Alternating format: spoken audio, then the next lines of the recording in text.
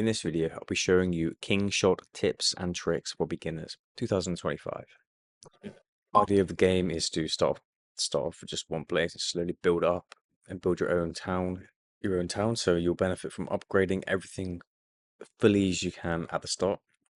So you want to get up to at least level 5 of your town square to unlock all of the features that will help you progress in the game faster.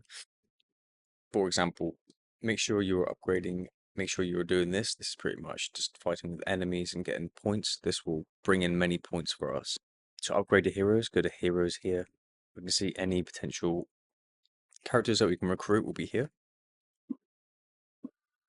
And then make sure you're upgrading your characters as much as you can.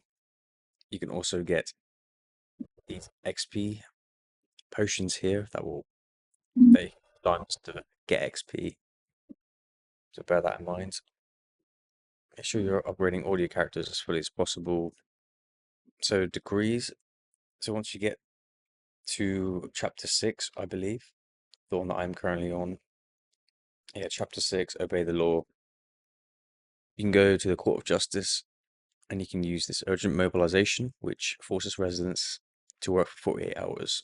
And here we can add some things like rush job, makes the jobs go faster, more productive days, etc. So we can issue these to speed up things. But yeah, the overall idea of the game is just to upgrade things as much as possible. That will be the most advantageous thing.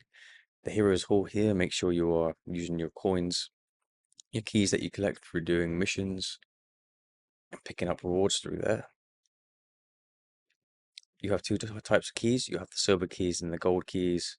The epic recruitments are the interesting ones. This one, and as you see, I got a piece. So you collect puzzle pieces for characters, and once you have enough of those pieces, you will be able to get them. And it might be worth investing in these.